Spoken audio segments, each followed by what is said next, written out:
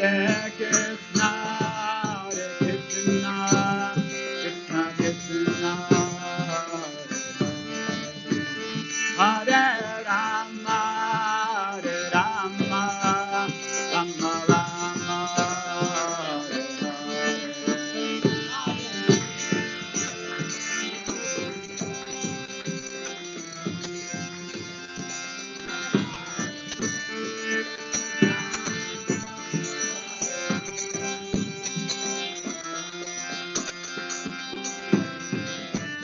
Hare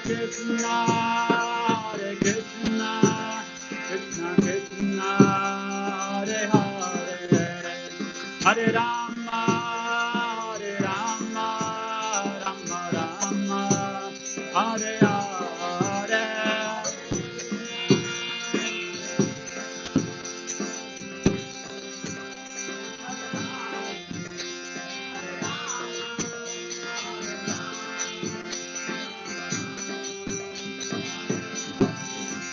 Hare Krishna, Krishna Krishna, Hare Hare, Hare Rama,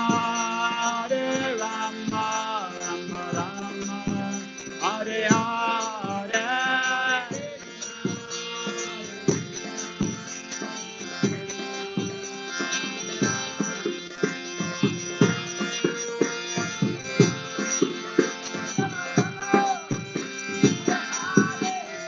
Hare Krishna, Krishna Krishna, Hare Hare, Hare Rama, Rama Rama, Hare Hare.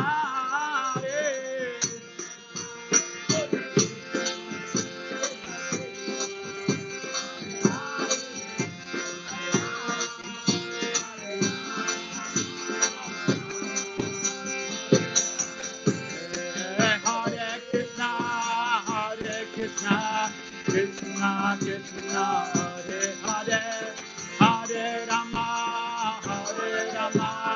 Rama Rama, Hare Hare.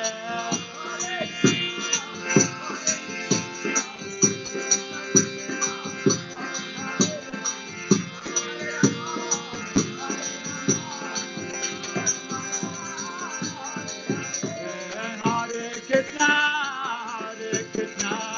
Krishna Krishna, Hare Hare,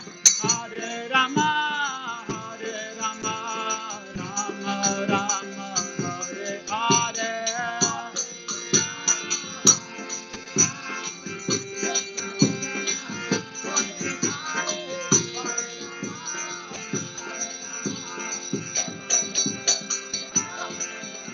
Hare Krishna, Krishna Krishna, Hare Rama, Rama Rama, Hare Hare.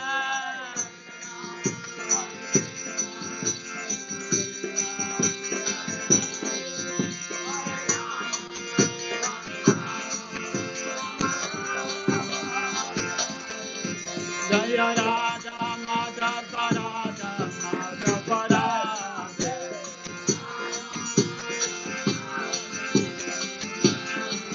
Jaya Radha Samasundara Samasundara,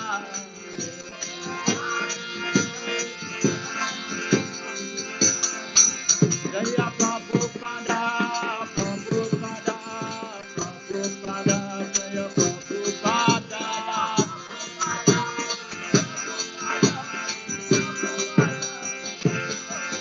Jaya Jaya Prabhupada, Prabhupada, Prabhupada.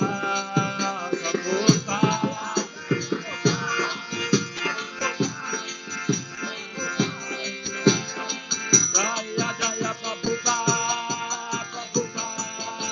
Prabhupada, Prabhupada.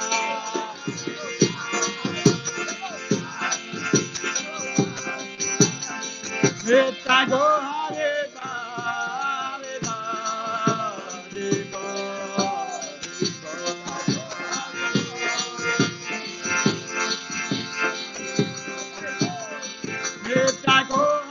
Hare Hare.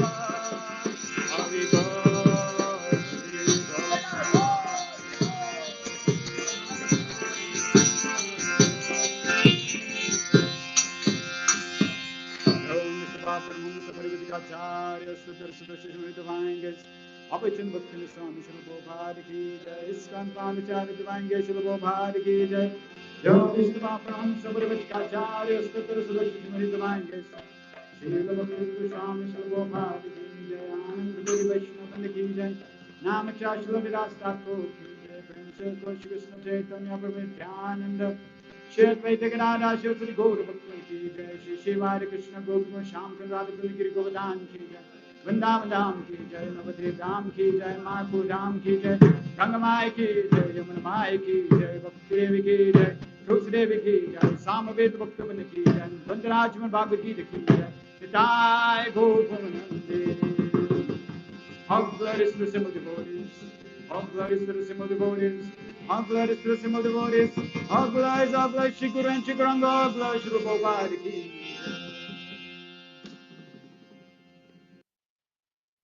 Hare Krishna, Hare Krishna, Krishna Krishna, Hare Hare, Hare Rama, Hare Rama, Rama Rama, Hare Hare.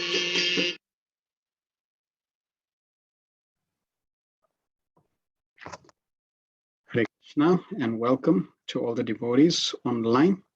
Thank you very much for your association.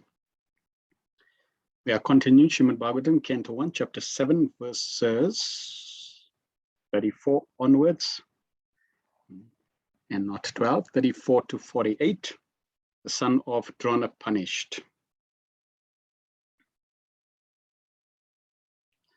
Om Jnanatime Vandasya Gyananjana Shalakaya Chakshur Militam Yena Tasme Shri Guruve Namaha Shri Chaitanya Manobhistam Stapitam Yena Bhutale Swayam Rupa Kadamayam Dadati Swapadantikam Vandeham Shri Guru Shri Uttara Kamalam Shri Gurun Vaishnavam Scha Shri Rupam Sagrajatam Sagana Raghunatham Vitam Tam Sajivam Sadvaitam Savadutam Parijana Sahitam Krishna Chaitanya Devam Shri Radha Krishna Padan Sahagana Lalita Shri Vishakhan Vitamscha He Krishna Karuna Sindhu Dinabandhu Jagatpate Gopesha Gopika Kanta Radha Kanta Namastute Tapta Kanchana Gourangi Radhe Vrindavaneshwari Vrishabhanu Sute Devi Pranamami Hari Pre Vanchakalpatarubhyascha Kripa Sindhu Bevacha Patitanam Pavanebhyo Vaishnavebhyo Namo Namaha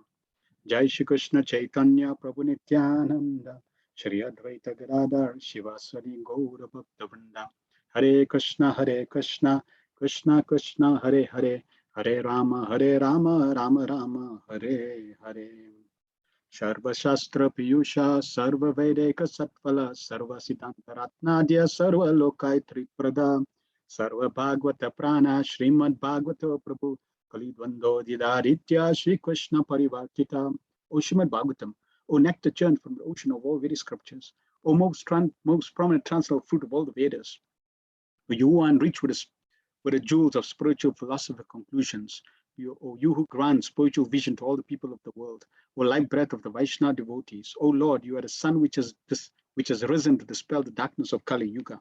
You are actually Lord Krishna who has returned amongst us. Paramananda Pataya Prema Vashasha Rayate Sarvada Sarva Sevyaya Shri Krishnaya Namaste. O Srimad Bhagavatam, offer my respectful obeisance unto you. By reading you one attains transcendental bliss. For your syllables rain pure love of God upon the reader. You are always to be served by everyone, for you are incarnation of Lord Krishna. Madekabando Mad Sangim Mad Guru Man Mahadana Man Nishtaraka Mad Bhagya Madananda Namastute. O Srimad Bhagavatam, O my only friend, O my companion, O my teacher, O my great wealth, O my deliverer, O my good fortune, O my bliss, I offer my respectful obeisance unto you. Asadu Sadhu Tadahin Attini Chochataraka Hanamuncha Kadachinmam Premna Ritkatyo Spura. O Srimad Bhagavatam, O giver of saintliness to unsaintly, O uplifted to the very fallen, please do not ever leave me. Please become manifest Mahatma Throat, accompanied with pure love of Krishna. Hare Krishna, Krishna Krishna, Hare Hare, Hare Rama, Rama Rama, Hare Hare. Om Namo Bhagavate Vasudevaya Janmadyasya Yotonvayaritarata Sharte Swabhigna Swarat Tene Brahma Hidaya Dikavaye Muyanti Yatsuraya Tejo Vari Mridam Yata Vinimayo Yatrati Surgum Risha Damna Swena Sadani Rastakuhakam Satyam Param Dhimahi. O my Lord Sri Krishna, Son of Vasudeva, O pervading personality of Godhead, I offer my respectful obeisance unto you. I meditate upon Lord Sri Krishna because he is the absolute truth and primal cause of all causes of creation, sustenance, and destruction of the manifested universes. He is directly and indirectly conscious of all manifestations, and he is independent because there is no other cause beyond him. It is he only who first imparted the Vedic knowledge unto the heart of Brahmaji, the original living being. By him, even the great sages and demigods are placed in delusion, as one is bewildered by the illusory representation of what is seen in fire, land seen in water. Only because of him, to the material universe is temporarily manifested by the reactions of the three modes of nature appear factual, although they are unreal. I therefore meditate upon him, Lord Sri Krishna, who is eternally existent in the transcendental abode, which is forever free from the illusory representation of the material world. I meditate upon him, for he is the absolute truth. Pranopasha sabya kalavasmin yuge jana manda sumanda mandaryo mandabhagi upadrita. O learned one, in this iron age of Kali, men are but short lives. They are quarrelsome, lazy, misguided, unlucky, and above all, always disturbed. Narayana Namaskritya Narachevam Narotamam Devim Sarasatim Vyasam Tato Jayamudirayat. Before reciting the Srimad Bhagavatam, which is the very means of conquest, one should offer respectful obeisance unto the personality of God Narayan, unto Narayan Rishi, the supermost human being, unto Mother Saraswati, the goddess of learning, and unto Srila Vyasadeva, the author. Savaipum Saparo Dharmo Yato Bhaktira Dokshaja Hoitukia Pratyata Yayatma Suprasidati. The supreme occupation Dharma for all humanity is that by which men can attain to loving devotional service unto the transcendent Lord. Such devotional service must be unmotivated and uninterrupted to completely satisfy the self. Vasudeva Bhagavati Bhakti Yoga Prayojita Janaya Tyusa Vairagyam Yanam Chayat Ahitukam. By rendering devotional service unto the person of Godhead, Sri Krishna, one immediately acquires causeless knowledge and detachment from the world. Vadanti tat pavidas tatvam yajnanamadvayam brahmeti paramatmeti bhagavaniti sabhyate. Learned transcendentals who know the absolute truth, call this non-dual substance Brahman, Paramatma, or Bhagavan. Shru Shru Shru Sharadanasya Vasudeva Katha Ruchi Syan Mahatsevaya Vipra Punya Tirtha Nishevanat. O twice born sages, by serving those devotees who are completely freed from all vice, great service is done. By such service, one gains affinity for hearing the messages of Vasudeva. Shranvatam Swakata Krishna Punya Shravana Kirtana Yardan Vedyantastoya Badrani Vidunati Suritsatam. Sri Krishna, the personality of Godhead, who is Paramatma, super soul in everyone's heart, and a benefactor, the truthful devotee, cleanses desire for material enjoyment from the heart of the devotee, who has developed the urge to hear his messages, which are in themselves virtues when properly heard and chanted. Nasta Prayashu Badreshu Nityam Bhagavata Sevaya Bhagavatu Tamasloke Bhaktir Bhavati Nashtiki. By regular attendance in the classes in the Bhagavatam and by rendering of service to the pure devotees, all that is troublesome to the heart is almost completely destroyed, and loving service under the personality of Godhead, who is praised for transcendental songs, establishes an irrevocable fact. Om Namo Bhagavate Vasudevaya, Om Namo Bhagavate Vasudevaya, Om Namo Bhagavate Vasudevaya. We are continuing Srimad Bhagavatam based on the teachings of the Divine Grace, A.C. Bhaktivedanta Swami Srila Prabhupada, the founder Acharya of the International Society for Krishna Consciousness. Hare Krishna, dear devotees, so welcome. Let us cover some feedback from last week's session, verses 12 to 34. You can, in the chat, you can type your feedback, or if you want to unmute, you're most welcome to unmute and share. Hemavati Radhika says, when Sri Krishna first enters Srimad Bhagavatam, Arjuna says, Krishna, Krishna in ecstasy. How wonderful, beautiful entrance. And also Krishna offers prayers, and also Arjuna offers prayers first, then ask his needs, a wonderful etiquette. Yes, so we learned that before we ask for something, we should offer gratitude and appreciation in the form of prayers. And Arjuna displayed this wonderful etiquette. And also Krishna's appearance in the Bhagavatam, verses 12 to 34, this was the first time Krishna appears. And the way any personality, any hero appears or heroine appears in any scene is very, very apt in terms of displaying the character. So Krishna appears as Bhaktavatsal, as that personality who's very inclined to his devotees. And therefore, in this episode that we are hearing about in the Bhagavatam, we see Krishna's involvement because of his devotees being harmed. Krishna is concerned, Krishna is involved in the situation. Mother Lash says, Acyuta-mitra-sutah, the first time Lord Sri Krishna is presented, the Bhagavatam is present, Srimad Bhagavatam, he's presented as infallible Lord, as a friend and chariot driver of Arjuna. This is Krishna's great quality, loving reciprocation. Nalinikanta Prabhu says, behavior of a devotee and demon clearly shown by Arjuna and Ashvatama. The divine and the demonic. The divine will act in a certain way. A demonic person will act in a certain way. This is natural and nature's arrangement. Different entities and different objects, according to their qualities, will portray and react in those specific qualities. So we see how Arjuna is reacting, or even how the Pandavas reacted to situations. And we see how the demons, and in this case, Ashwatthama, responded to difficulties. The devotees, when there's danger, they respond, they react in a Krishna conscious way. They go towards Krishna. Demons, they go more towards destruction. So we always want to analyze, and it is described that in Kali Yuga, both the demons and the demonic natures are within us, within the same individual. So therefore, we, in a conditioned state, may react in a devotee-like way or in a demon-like way. We naturally want to amplify the devotee-like way and recognize the demonic-like way and try to manage that and ultimately completely purify that. The devotee is always fearless because he's protected by the Lord. Good measure to see impurity in our hearts. And we see this was also described in the first chapter of Bhagavad Gita, when the conch shells were blown.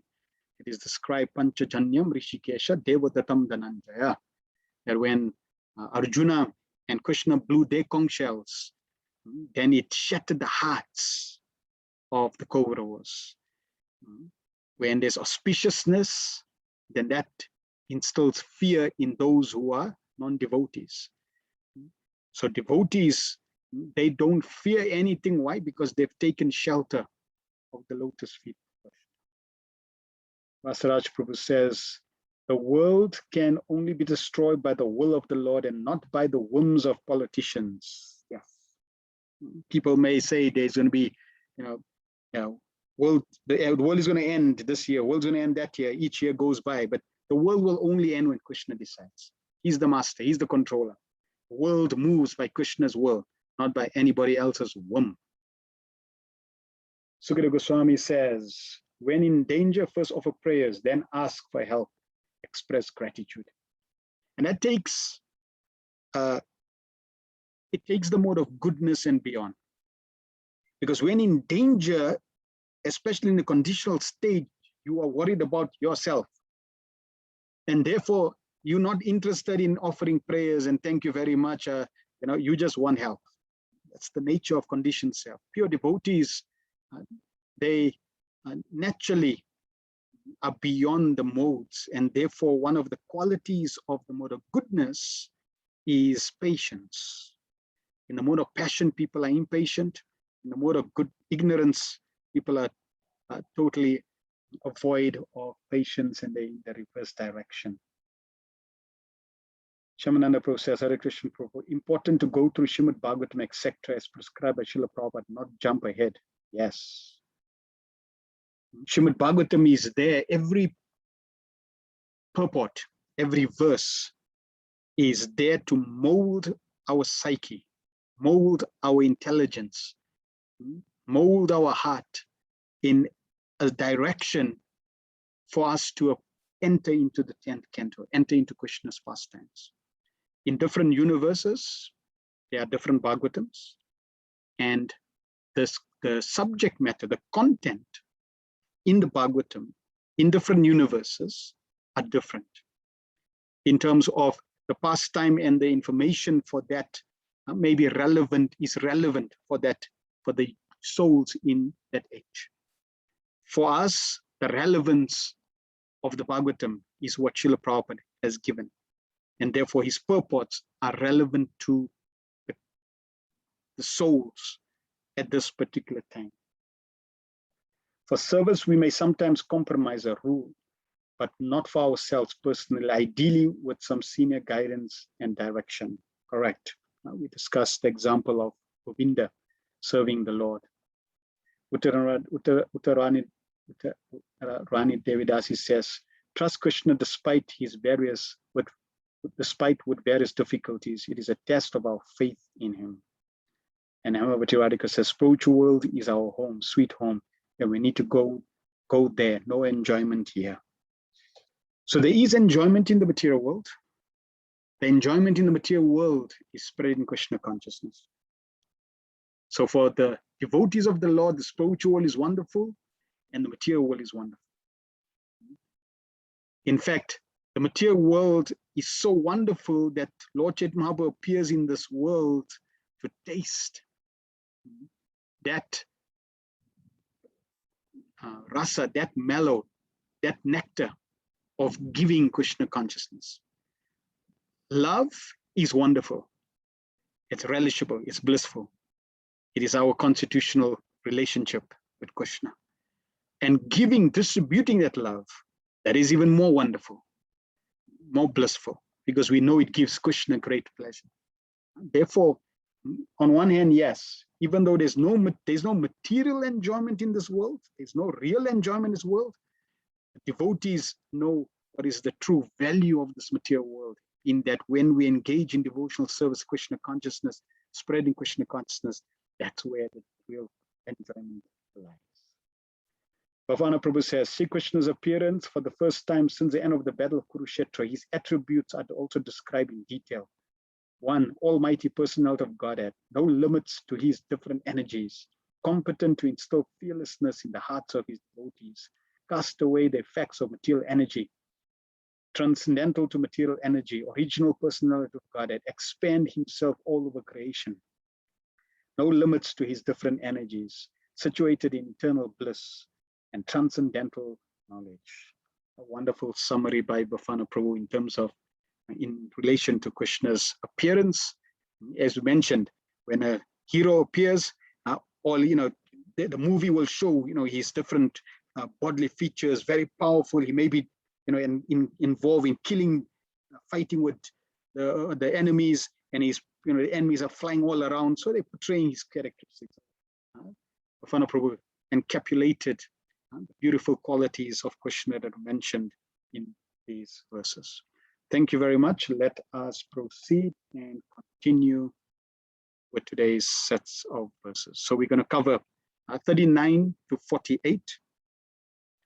39 to 58, which is the last part of this chapter, is the arguments regarding killing of Ashvatama.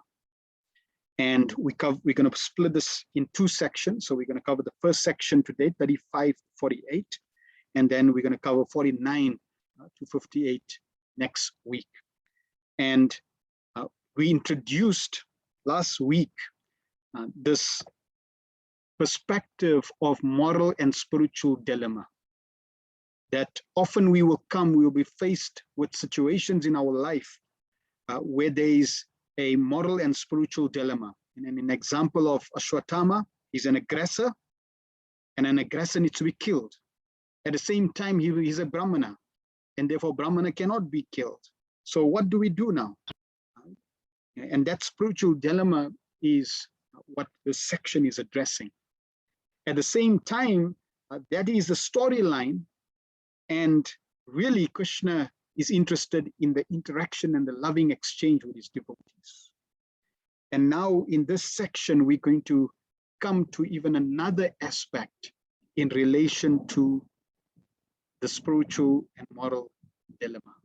And let's see what that is. So text 35 to 39, Lord Krishna supports killing. Text 35.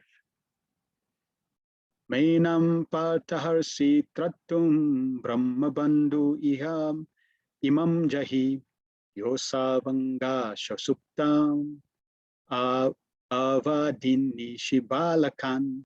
Lord Sri Krishna said, O Arjuna, you should not show mercy by releasing this relative of a Brahmana, Brahma Bandhu, for he has killed innocent boys in their sleep. So now Lord Krishna, Arjuna had captured Ashwatthama, and Krishna is now revealing his decision, his instruction to Arjuna. And immediately Lord Krishna is telling Arjuna, do not release him, do not show mercy to this Brahma Bandhu, relative of Brahmana. And why? Firstly, because he killed innocent boys in their sleep. So Krishna is going to give different reasons why he is encouraging Arjuna to punish, to kill this aggressor. So in the purport, Prabhupada says the word Brahma Bandhu is significant. A person who happens to take birth in a family of a Brahmana, but is not qualified to become, is not qualified to be called a Brahmana, is addressed as a relative of a Brahmana and not as a Brahman. The son of a high court judge is not virtually a high court judge, but there is no harm in addressing a high court judge's son as a relative of the honorable justice. Therefore, as by birth only one does not become a high court judge, so also one does not become a Brahmana simply by birthright, but by acquiring the necessary qualifications of a Brahmana. As a high court judgeship is a post for the qualified man, so the post of a Brahmana is attainable by qualification only. The Shastra enjoins that even if good qualifications are seen in a person born in a family other than that of a Brahmana, the qualified man has to be accepted as a Brahmana. And similarly, if a person born in a family of a Brahmana is devoid of Brahmanical qualifications, then he must be treated as a non-Brahmana, or in better terms, a relative of a Brahmana. Lord Sri Krishna, the supreme authority of all religious principles, the Vedas, has personally pointed out these differences, and he is about to explain the reason for this in the following slokas. So the point here is, it is not by birthright. It is by guna karma vibhagasha. Krishna describes these divisions of Brahmana, Kshatriya, Vaishya, Sudra. It is by guna and karma, by one's qualities and by one's activities. And one can change one's nature, one's qualities, and one's work. If one is born in a Brahmana, does not make one a Brahmana. If one is born in a doctor's family, in a high court judge family, does not make one a doctor, a high court judge. One has to educate, train, get the qualities, and become a high court judge or a doctor. So Ashwatthama technically cannot be called a Brahmana. He did not display the qualities of a Brahmana. So similarly, just to be called a devotee, just to be called a Brahmana, I got a thread, therefore I'm a Brahmana. No, it is really the exhibition of one's qualities that tells us of one's position in terms of the ashrams or the varnas, or even as a devotee. Text 36. Matam pramatanam unmatam suptam balam striyam jagadam jadam prapannam viratam vitam naripum hanti dharmavit. A person who knows the principles of religion does not kill an enemy who is careless, intoxicated, insane, asleep, afraid, or devoid of his chariot, nor does he kill a boy, a woman, a foolish creature, or a surrendered soul. So now here the Lord is describing why Ashwatthama was not a Brahmana and why he needs to be killed, because as a Kshatriya, he transgressed the principles of religion, especially in terms of a warrior. Prabhupada in the purport says, an enemy who does not resist is never killed by a warrior who knows the principles of religion. Formerly, battles were fought on the principles of religion and not for the sake of sense gratification. If the enemy happened to be intoxicated, asleep, etc., as Krishna described, as above mentioned, he was never to be killed. These are some of the codes of religious warfare. Formerly, war was never declared by the whims of selfish political leaders. It was carried out on religious principles, free from all vices. Violence carried out on religious principles is far superior to so-called non-violence. So Vedic system and in Vedic culture, war was necessary. One time Srila Prabhupada was discussing in a darshan, and Prabhupada was talking about Arjuna fighting. And one guest, he started telling Srila Prabhupada that actually it's good. Arjuna was good at he didn't want to fight. Non-violence is very important. And Prabhupada immediately said, no, nonsense. Violence is important. Krishna was inciting Arjuna to fight, right? But that violence need to be administered with proper conduct, with proper codes. And here Prabhupada is making very clear, violence for religious principles, not violence for sense gratification. And violence for religious principles means violence for the pleasure of Krishna, violence for the good of humanity, according to Krishna's desire, not for sense gratification. We find, in today's world, battles are basically fought due to power, control, sense gratification. That's the bottom line. It's got nothing to do with elevating souls and helping souls that are harmed. And even you find the way the battles were always fought in the battlefield, not in the city centers. They were fought away from the masses, away from the citizens. Only soldiers would go to war. And even the soldiers that would go to war, the leaders would be right in front. Bhishma Dev, Dronacharya, Duryodhan, Karna, all these great warriors, they were in front of the battle. The soldiers, they weren't hiding under the bunker, just giving instruction. They were there. They were real Kshatriyas. They were leading. Right? This is real warfare. And codes were followed. There were certain codes of conduct. Now it's interesting. Here, Lord Krishna is telling Arjuna that Ashwatthama, he did not follow the codes of conduct. He killed boys or killed innocent souls that were taking rest.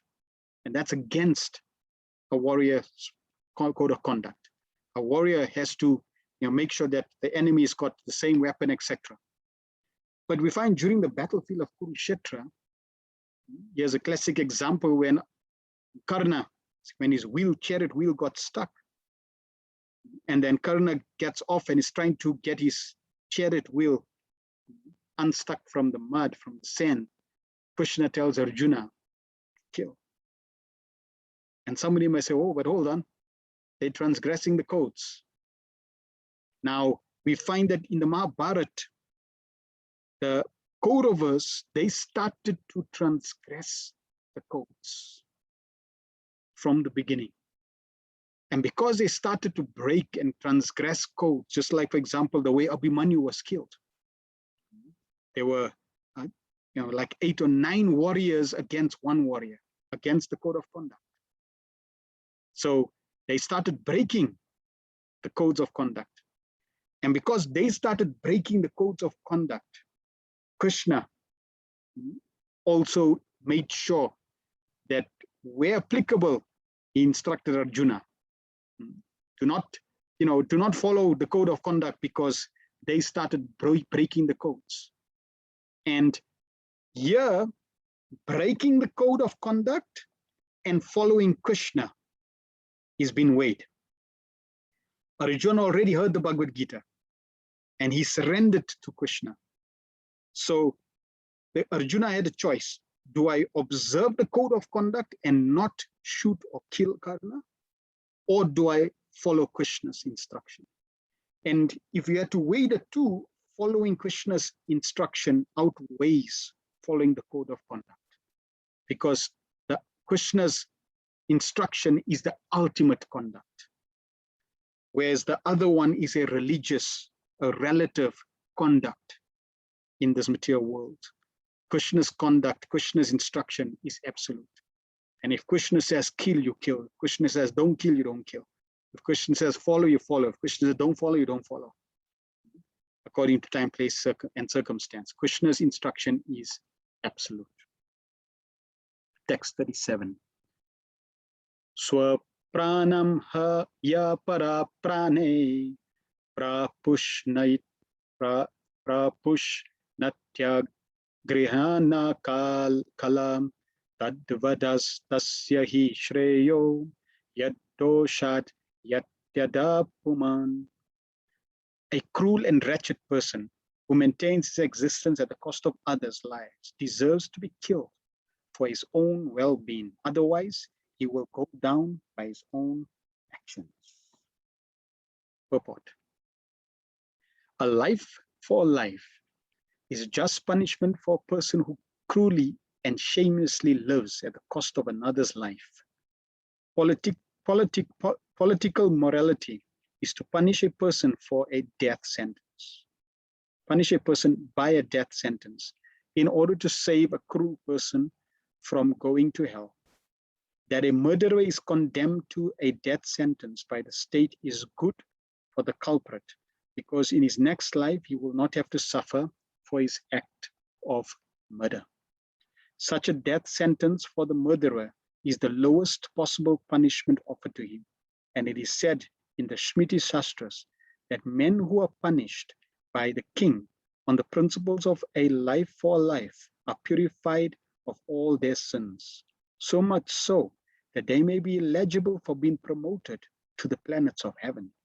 According to Manu, the great author of the civic codes and religious principles, even the killer of an animal is to be considered a murderer, because animal food is never meant for the civilized man. So the first point the Prabhupada is establishing is death sentence is conducive for the culprit, for the aggressor. If you don't administer death sentence in his next life, that person will have to go to hell and be punished for his sins. So therefore, it helps the murderer become relief of that sin. And not only that, it also sets an example for others. Generally, they would murder or they would execute people in this way, take their life in front of the citizens, so that the citizens can get a message. If you do this, this is the result. So it also, it's a deterrent to help individuals understand the severity of killing or engaging, taking other people's lives.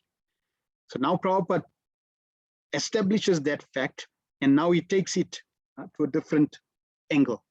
According to Manu, the great author of civic codes and religious principles, even the killer of an animal is to be considered a murderer, because animal food is never meant for a civilized man whose prime duty is to prepare himself for going back to Godhead.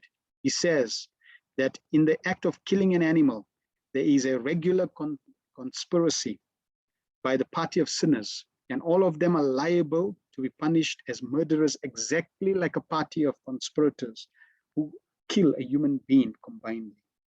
he who gives permission, he who kills the animal, he who sells the slaughter of animal, he who cooks the animal,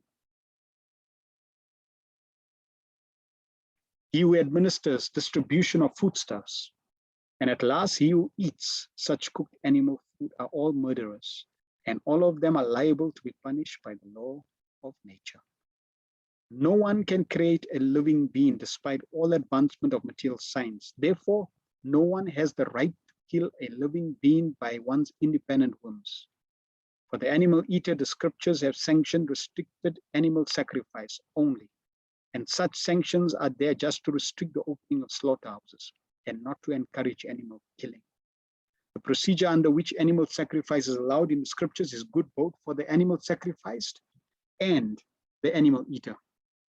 It is good that the animal in the sense that the animal that the sacrificed animal is at once promoted to human form of life after being sacrificed at the altar, and the animal eater is saved from the grosser type of sins.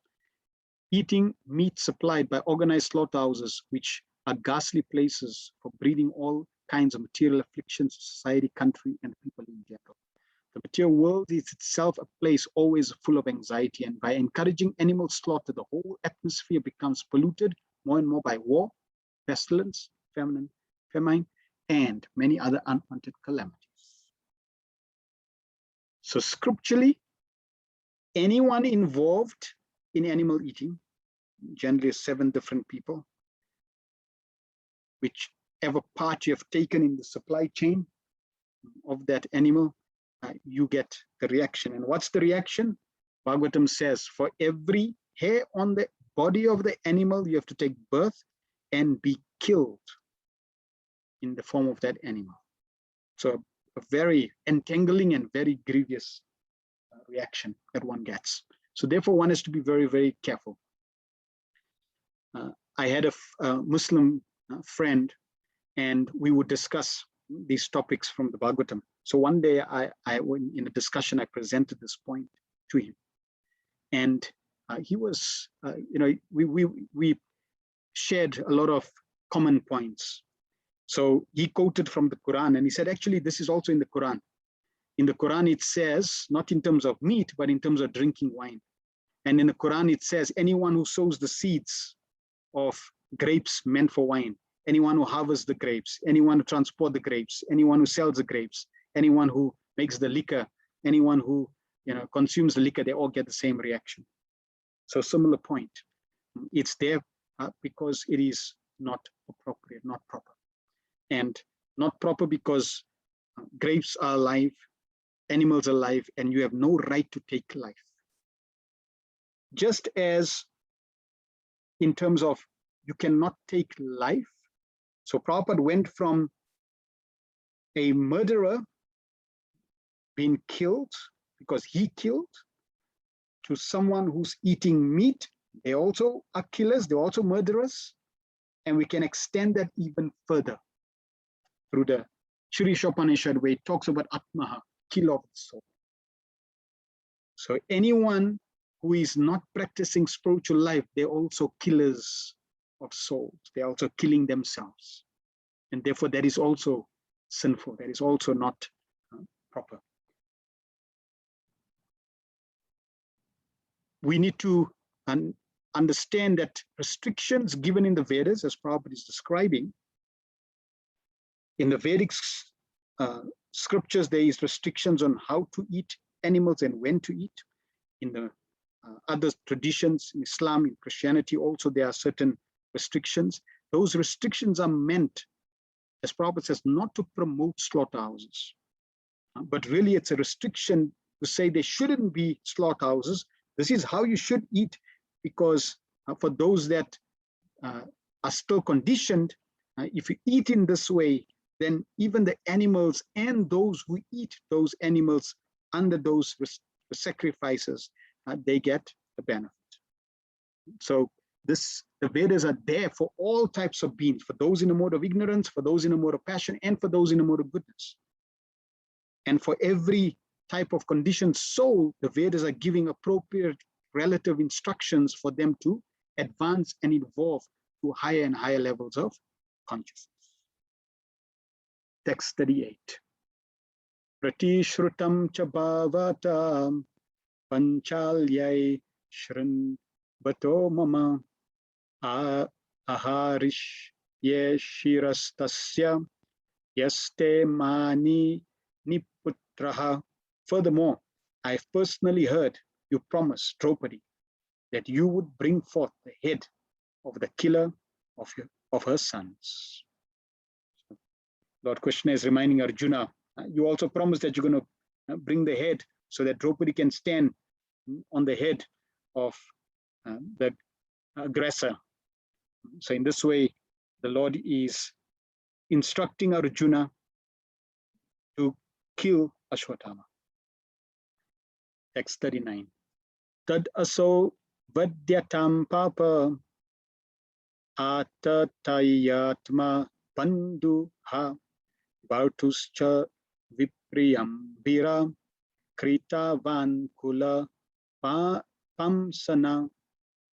This man is an assassin and murderer of your own family members. Not only that, but he has also dissatisfied his master. He is but the burned remnants of his family. Kill him immediately. So there's a question, and you can type in the chat. Put yourself in Arjuna's shoes. You've captured Ashwatthama. Krishna's, over the last few verses, Lord Krishna is instructing you why you have to kill Ashwatthama. And in this verse, Krishna concludes to say, kill him immediately. In the chat, let me know what you would do.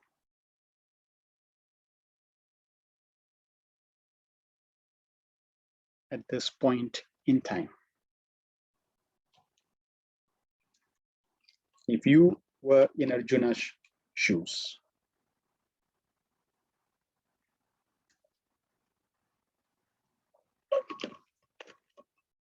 Arcana Siddhi says, hesitate to kill. Okay. Hemavati says, kill him. Shama says, we'll follow Krishna's instructions. Yes. So Krishna is saying, kill, because Krishna is God. We just made it clear. We just said, Krishna's instructions is beyond the code of conduct. If Krishna says, kill, you kill. Syamananda Prabhu says, gladly give his head to Draupadi. Rasaraj Prabhu says, follow the order of Krishna and kill. Yeah, we would kill. And now we are going to be presented by the mercy of the Bhagavatam to another perspective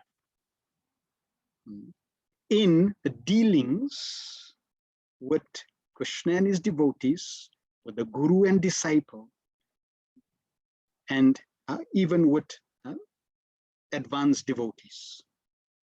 Here's a very interesting principle that now is entering, that we should learn and we should know, right? Or be aware of. So Krishna is telling Arjuna, kill.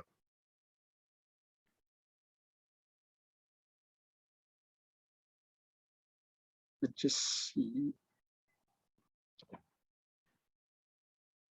So in the purport, Prabhupada starts off and says, the son of Dronacharya is condemned here as burnt remnants of his family. The good name of Dronacharya was very much respected. Although he joined the enemy camp, the Pandavas held him always in respect. And Arjuna saluted him before beginning the fight.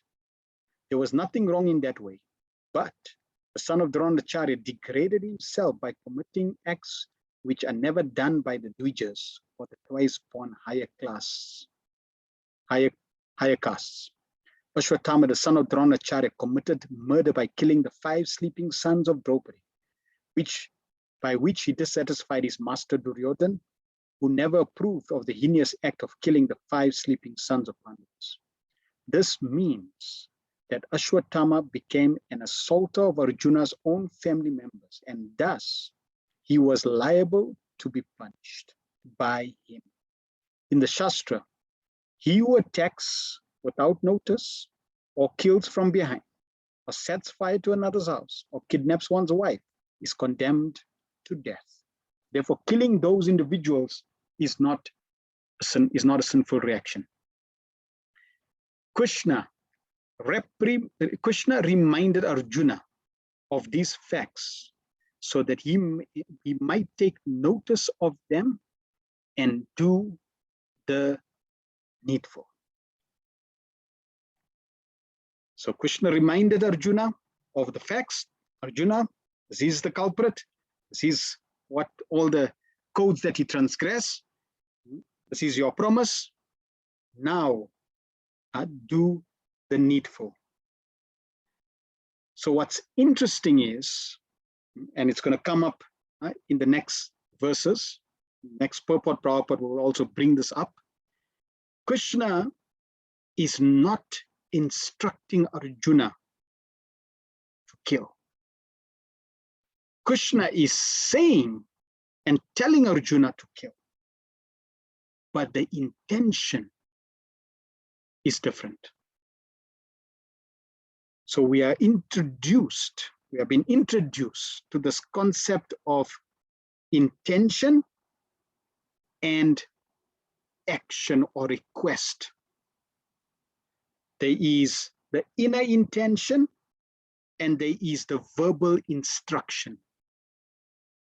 When there's a deep bond, when there's a deep synergy and a connection between the servant and the master, the lover and the beloved, the words may say something, but the intention behind the words will mean something else. And therefore, Prabhupada in the last sentence is not saying that Krishna reminded Arjuna of these facts so that he may take notice and kill Ashwatthama. Prabhupada is saying Krishna is revealing the facts so that he may do the needful. Well, what is the needful? The needful is killing. No, the needful is not kill him. The needful is different. So Krishna's intention is not to instruct Arjuna to kill, but Krishna's intention is to glorify Arjuna's expertise in doing his duty. So Krishna is actually using this incident to glorify Arjuna. That is Krishna's intention, coming through apparently through his words in killing Ashwatthama. And this will become more clear as we proceed through the verses. So this quality of doing the needful is very, very important. And this type of words that are different from the intention, the instruction different from the intention, is generally only done for those that are strongly related in bond with each other. It's not done, for every disciple, every servant, every relationship. It's when you understand the person so well. It's like sometimes, friends in a war who are extremely close, they develop certain signals, certain ways of communicating. So they know each other's way of speaking or communicating. And sometimes they may, in a dangerous situation where it's a life-threatening, they may say something but mean something else because of this close bond. So Krishna is saying something and meaning something else. And Arjuna is able to pick that up and do the needful as we're going to proceed through these verses, and we'll see. Prabhupada, in a letter to Karandar, says, Krishna conscious movement is for training men to be independently thoughtful and competent in all types of departments of knowledge and action, not for making bureaucracy.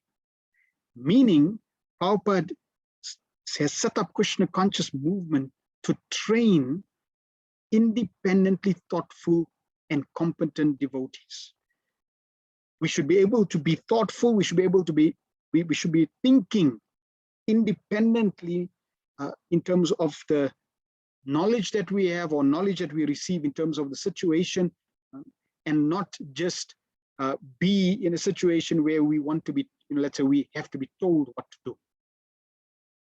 So Prabhupada's mission was to create souls thoughtful like Arjuna. Arjuna didn't say, okay, Krishna wants me to kill, okay, I'm going to kill. No, Arjuna was very, very thoughtful. So now we're going to hear how thoughtful Arjuna was. How did Arjuna react to Krishna's instructions? 40 and 41. Arjuna passes Lord Krishna's test. What test are we talking about? 40. Suto vacha evam parikshata dharmam partha krishnena kodita naichad tantum guru sutam yad yapyatma anam mahan. Sukadev Goswami said, although Krishna, who was examining Arjuna in religion, evam parikshata dharmam, he was examining. Parikshata means examination. In what? Dharmam, in religious codes. Encouraged Arjuna to kill the son of Dronacharya. Arjuna, a great soul, did not like the idea of killing him, although Ashwatthama was a heinous murderer of Arjuna's family members. So Krishna was really testing Arjuna to see and and really amplify the fact that Arjuna was excellent, super excellent in understanding religious codes and how to apply them. So Krishna was Krishna arranged this to glorify Arjuna. And Prabhupada reveals this in the purport, tests by the Lord. Arjuna was a great soul, undoubtedly, which is proved here also. He is encouraged herein personally by the Lord to kill the son of Drona. But Arjuna considers that the son of his great teacher should be spared, for he happens to be the son of Dronacharya, even though he is an unworthy son, having done all sorts of heinous acts whimsically for no one's benefit. Lord Sri Krishna encouraged Arjuna outwardly just to test Arjuna's sense of duty. It is not that Arjuna was incomplete in the sense of his duty, nor was Lord Sri Krishna unaware of Arjuna's sense of duty. But Lord Sri Krishna put to test many of his pure devotees just to magnify the sense of duty. The gopis were put to such tests as well. Prahlad Maharaj was also put to such a test. All pure devotees come out successful in the respective tests by the Lord. So it's important to appreciate and understand that very often what comes out in the form of words, either instructions or feedback, may not necessarily be what is intended in terms of the intention that may be there.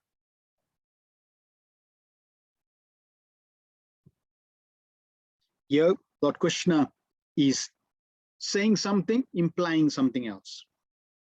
Even when the gopis, when Krishna blew his flute and the gopis came to see Krishna, then Krishna is chastising them. Now, how can you come? How can you leave your family and come in the dark of night? You all coming, leaving your family, leaving your your duties. You coming. This is uncultured. This is not proper. Go home. So Krishna tests the gopis as well, and Lord Nrsimhadev also tested Prahlad Maharaj. How did Lord Nrsimhadev test Prahlad Maharaj? In front of all the demigods. After Lord Nrsimhadev had killed Hiranyakashipu, Prahlad Maharaj pacified Lord Nrsimhadev. And then Lord Nrsimhadev asked Prahlad, I'm very pleased with you. Please ask for a benediction. This was a test. And the Lord Nrsimhadev didn't just ask him once. He coerced him. No. Prahlad said, no, I'm not interested. This is not a business arrangement. Stop enticing me. I don't want any boon, any benediction. I'm your devotee. I'm not a sale. This is not a sales exchange. It's not a business exchange. So please stop this. And the Lord said, no, ask for benediction. I'm giving you a boon. Please ask. Prahlad, he said, okay, if you want to give something, free my father, liberate my father. He didn't ask for himself. So Prahlad passed. He passed the test of showing us what is the true nature of a devotee. So Prabhupada describes this situation in these verses. I'll just share these verses from the Bhagavatam 7.10, 1 and 5. So 7.10.1, Narad Muni says, the Saint Narad Muni continued, although Prahlad Maharaj was only a boy, when he heard the benedictions offered by Lord Nrsimhadev, he considered them impediments on the path of devotional service. Thus he smiled very mildly and spoke as follows. Just contemplate on this. There you are. Put yourself in Prahlad Maharaj's shoes. And Lord Nrsimhadev is asking you, ask for a boon, ask for benediction. I'm so pleased with you. We may be very happy. Oh yeah, right. What's on the list? Bucket list. Let me pull out my bucket list and ask for the Lord. But Prahlad Maharaj, he considered this to be an obstacle. He considered this to be an impediment to his relationship. And Prabhupada expands that material achievements are not the ultimate goal of devotional service. The ultimate goal of devotional service is love of Godhead. Therefore, although Prahlad Maharaj, Dhruva Maharaj, Ambarish Maharaj, and Yudhishthira Maharaj, and many devotee kings were materially very opulent, they accepted their material opulence in the service of the Lord, not for their personal sense gratification. Of course, possessing material opulence is always fearful because under the influence of material opulence, one may be misdirected from devotional service. Nonetheless, a pure devotee, anyabilasita sunyam, is never misdirected by material opulence. On the contrary, whatever he possesses, he engages 100% in the service of the Lord. When one is allured by material possessions, they are considered to be given by Maya. But when one uses material possessions fully for the service, they are considered God's gifts or facilities offered by Krishna for enhancing one's devotional service. Very beautiful purport in terms of material opulences. It all depends on how you use it. 100% in the service of Krishna, it is God's gifts. Use it for sense gratification, it's Maya's element. And Prahlad Maharaj did not want to be trapped. In text 5, Prahlad says, a servant who desires material profit from his master is certainly not a qualified servant or a pure devotee.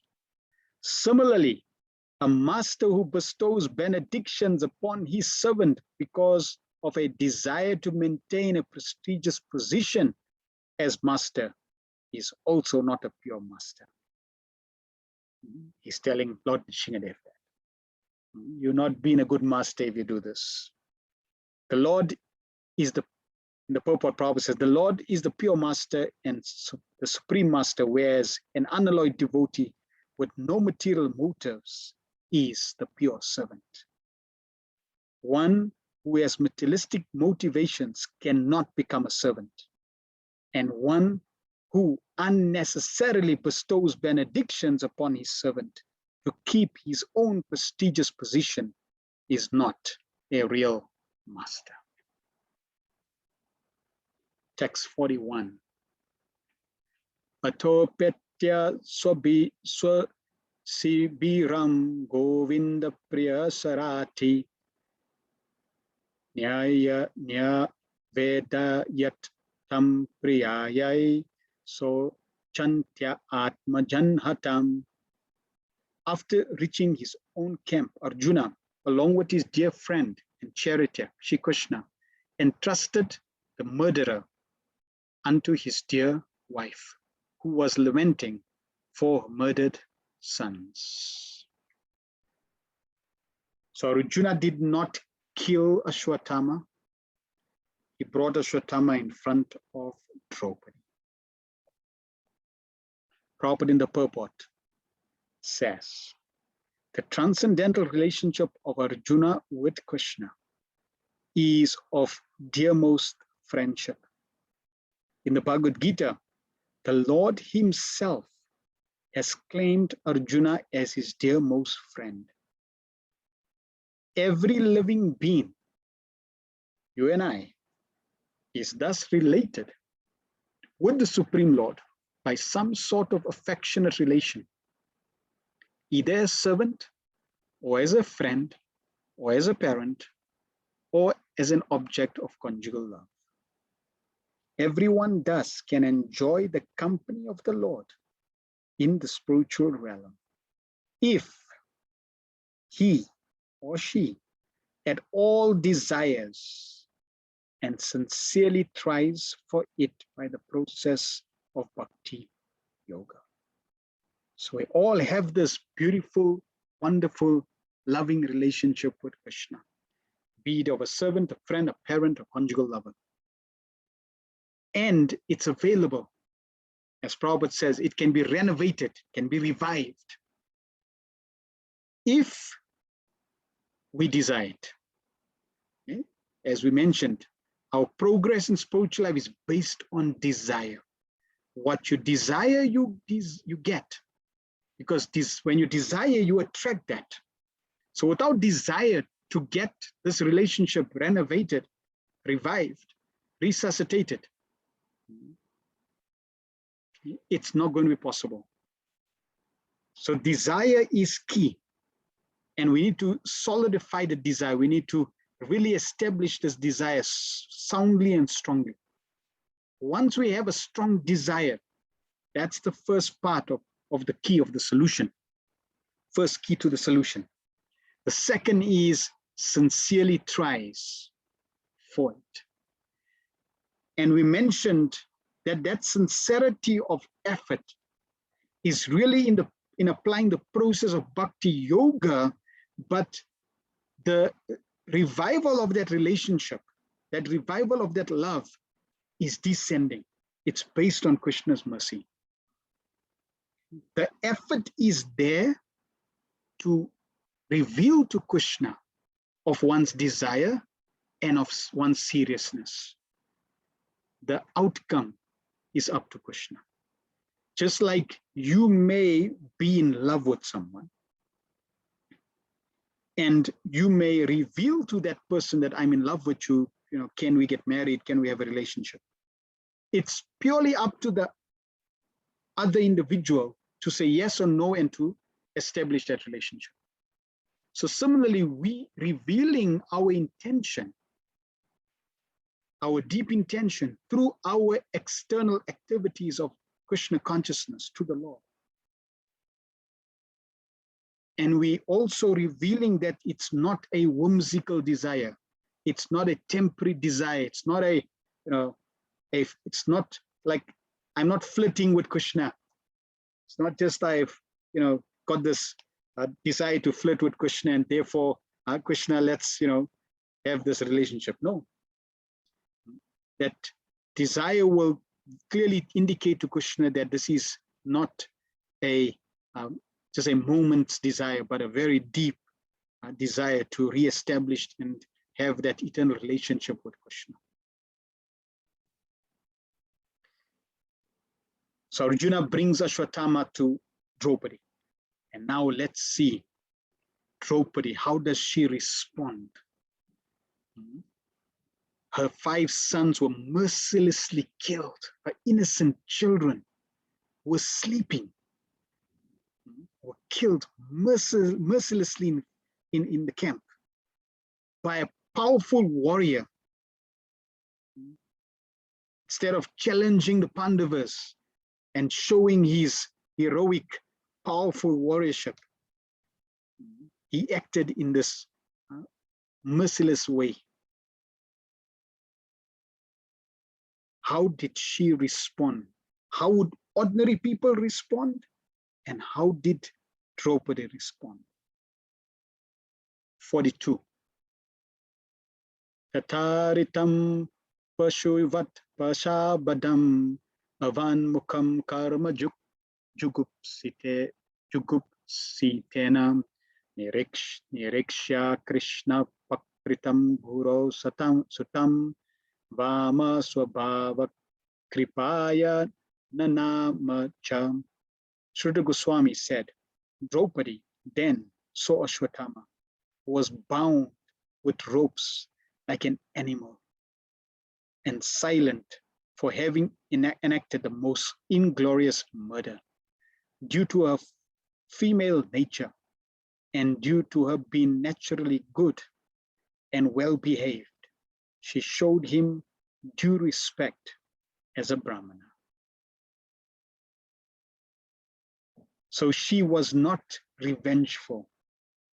When she saw Ashwatthama in this way, her good nature, Vama Swabhava, her good nature came out, and she showed respect. She actually respected her killer.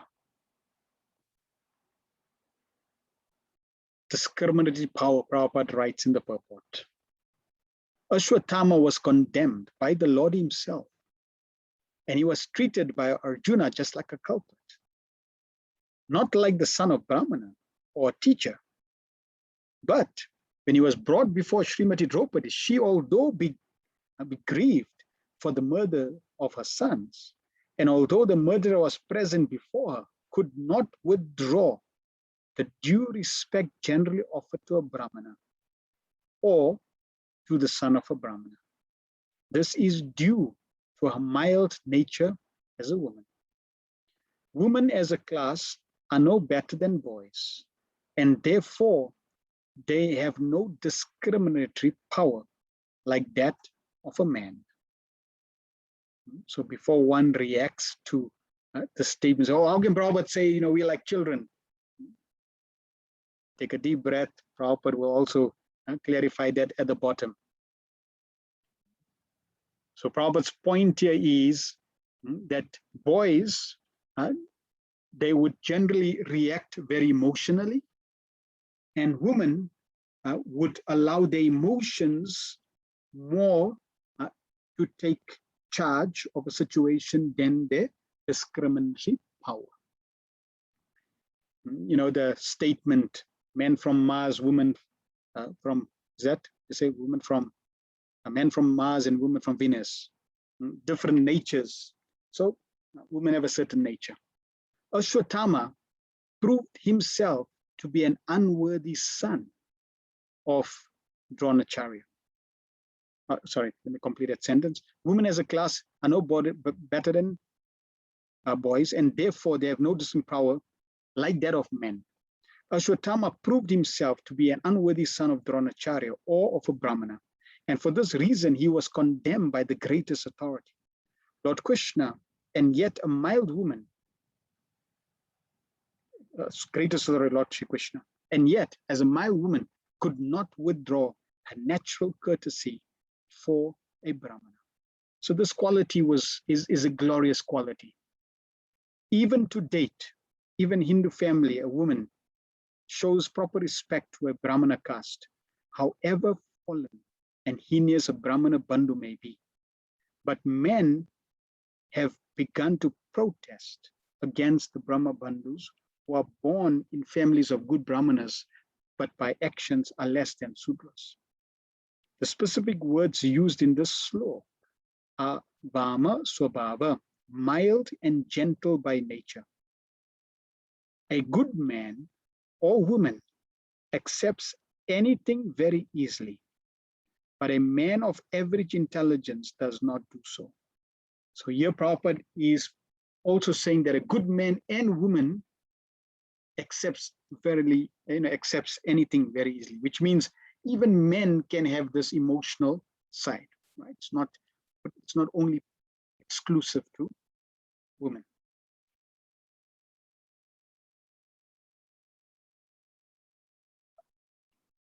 But anyway, we should not give up our reason and discriminatory power just to be gentle.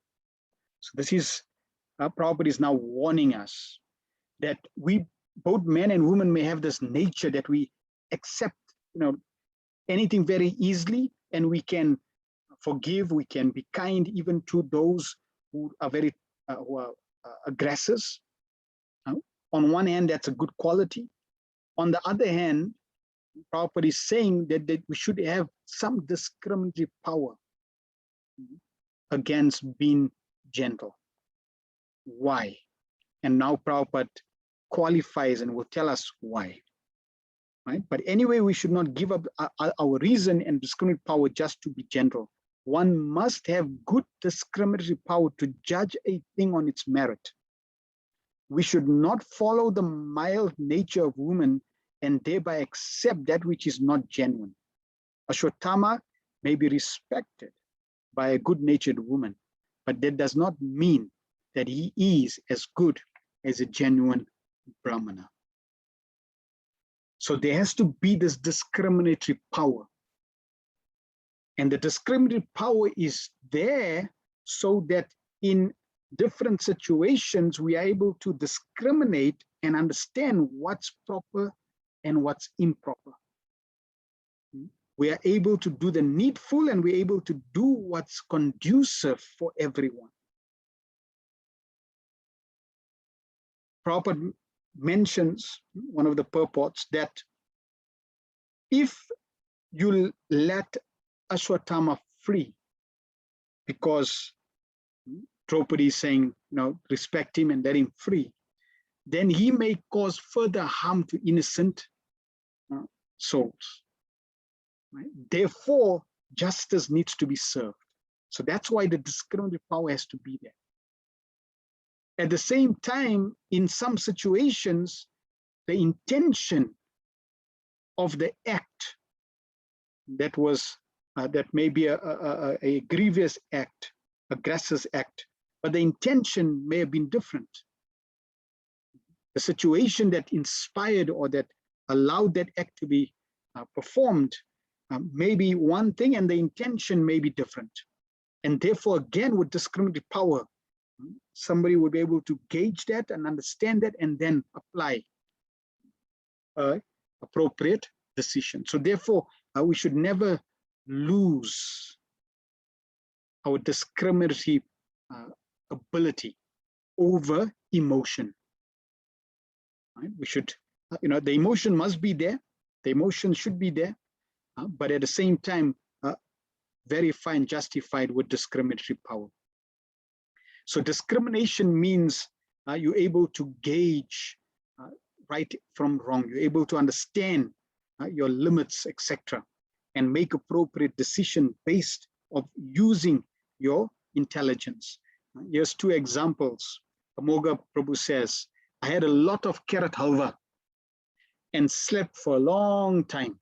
Prabhupada said, if you want to eat anything without discrimination, you can become a pig and eat anything. So use discrimination in one's eating.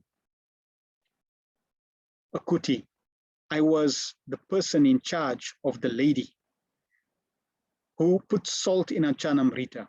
So Prabhupada on the Arcana-mitra, and there was salt in the Arcana-mitra. So this devotee Akuti was in charge. She was a little crazy. But I had given her that duty, and then Srila Prabhupada said at the very end of that whole episode, quote, she should not do that service anymore. It was like a stab in my heart, although I didn't do it, but I was in charge of that person. That struck me as a personal instruction that I really have to use my discrimination when giving important service to people. We have to be very responsible for Krishna and Srila Prabhupada. So using our discrimination when allocating service. It's not that, oh yeah, this devotee is enthusiastic and wants to serve, okay, let me give them the service, and then whatever the outcome is okay. No, you are responsible for the outcome. You want to inspire and engage, but at the same time use your discrimination in who you are allocating what service. Responsible service requires responsible engagement. Therefore, discrimination. Not that we're engaging everyone equally. Even though devotional service is equal, but some services are more important in different situations. So again, use one's discriminative power. And that's why Prabhupada said the movement is there to create thoughtful men. We have to think in our devotional practice. Text 43. Uvacha chasa hantasya bandhanana yanam sati muchyatam yesha brahmano nitaram guru. She could not tolerate Ashwatthama's being bound by ropes and being a devoted lady. She said, release him. He is a Brahmana, our spiritual master. So now, Arjuna originally went to go and kill Ashwatthama, capture and kill him. Krishna gave his view that he should be killed externally. Draupadi is now talking about releasing him. So one situation, two different perspectives, two different views of pure devotees. They are seeing a situation from a different perspective. Is it right? Is it wrong? Are both wrong? Are both right?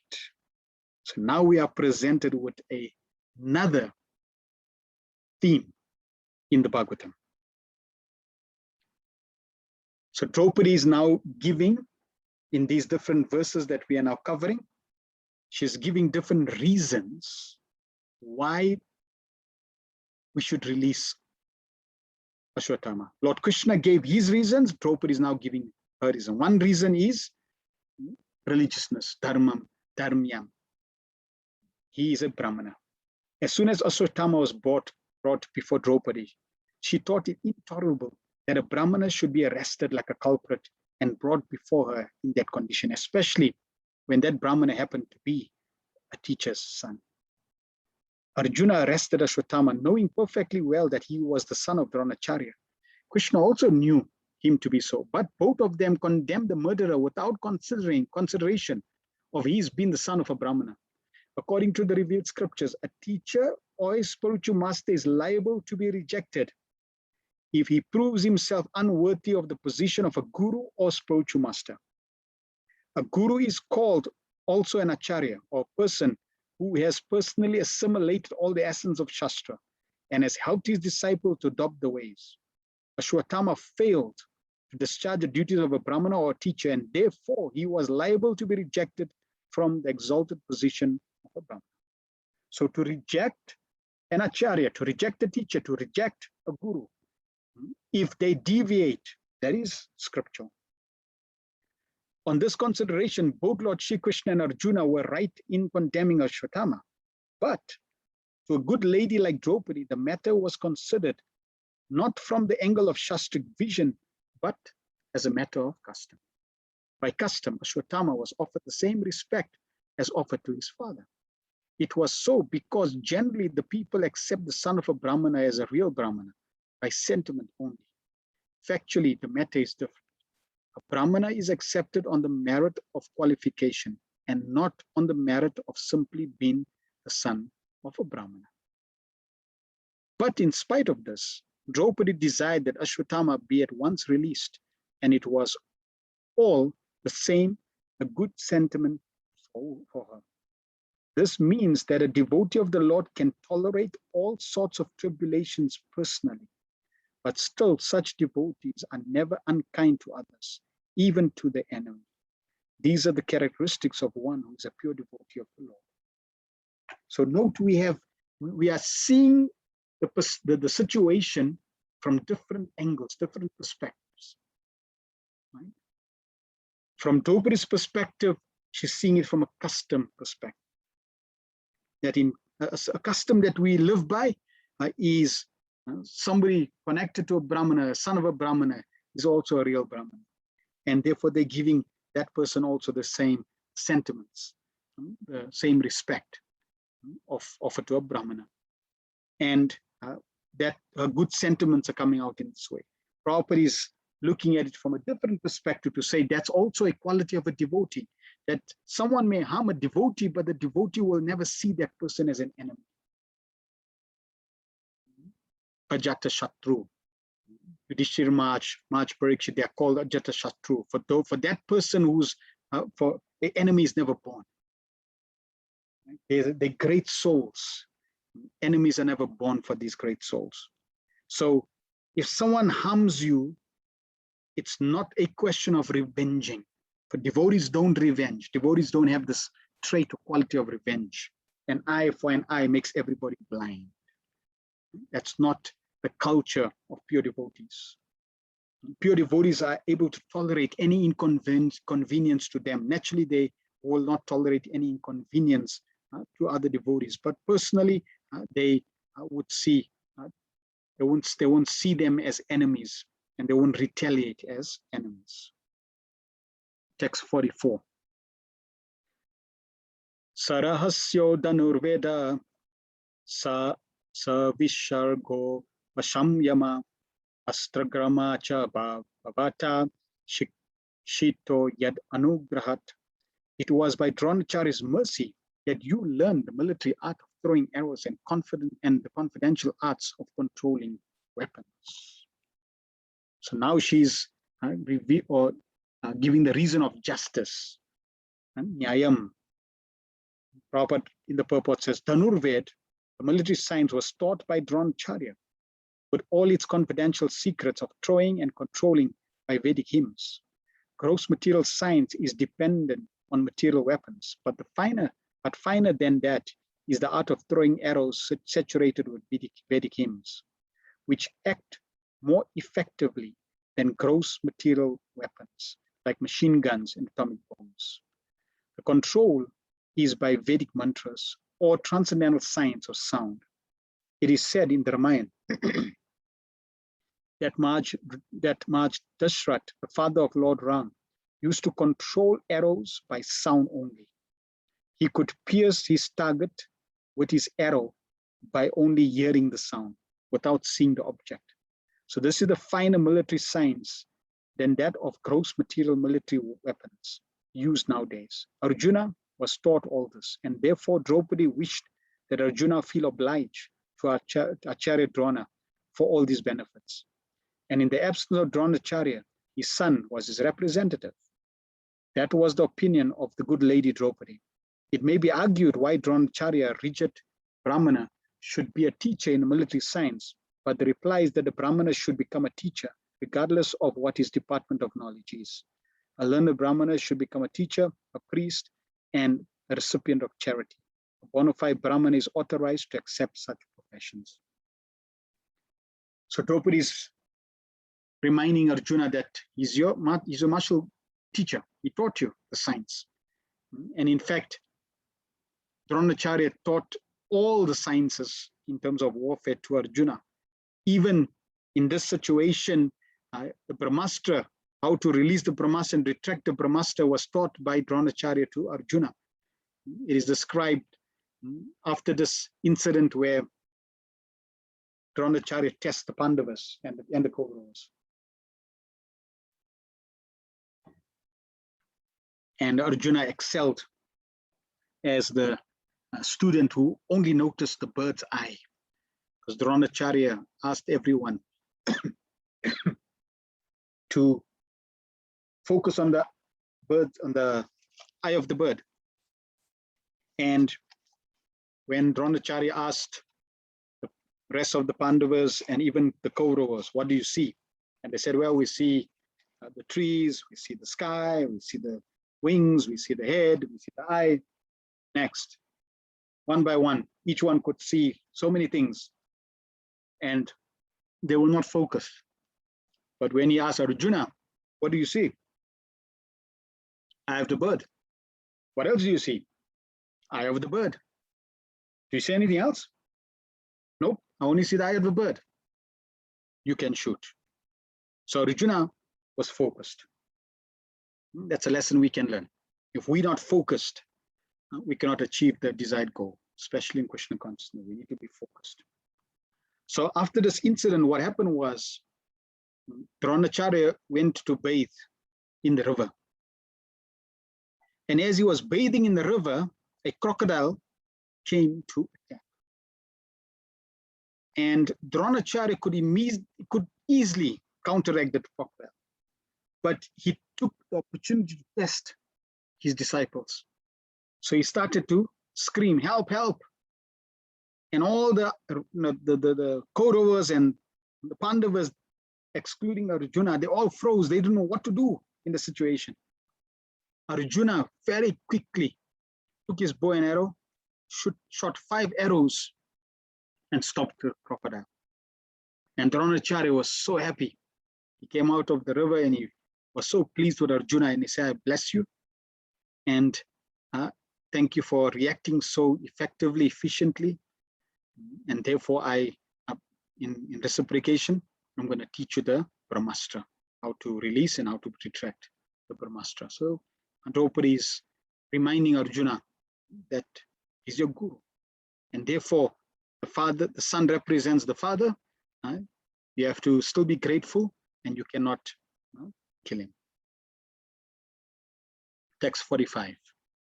Sa esha Bhagavan Drona praja rupena vartate tasyatmano ridam pasyashte nanvaikad virasu kripi. He, Dronacharya, is certainly still existing, being represented by his son. His wife Kripi did not undergo a sati with him because she had a son. So Kripi is the wife of Dronacharya, and she did not undergo the sati rite, which we'll explain. So here Draupadi is giving the reason of mercy, sakarunam, mercy. She's showing compassion. So she's giving she's displaying different qualities and sharing different reasons why Ashwatthama should be spared. The wife of Dronacharya, Kripi, is the sister of Kripacharya, a devoted wife, who is, according to revealed scriptures, the better half of a husband, is justified in embracing voluntary death. So sati is called voluntary death, along with her husband if she is without issue. But in the case of the wife of Dronacharya, she did not undergo such a trial because she had a son, the representative of her husband.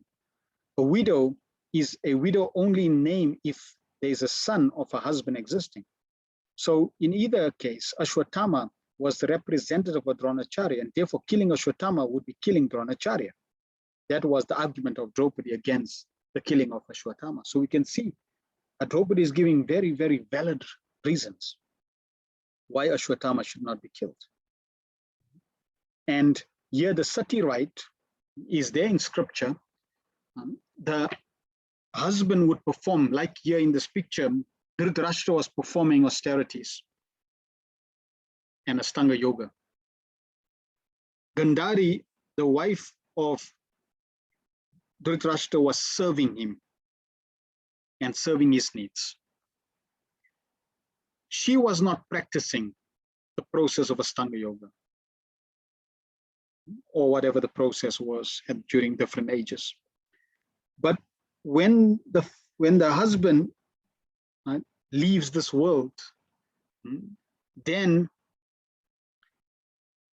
and cremates, the body is cremated, it's explained that the wife, a chaste wife, can perform the sati rite, which, as Prabhupada says, voluntary death. If there's no issue, she can go into the fire. And Gandhari did that. She entered into the fire pit.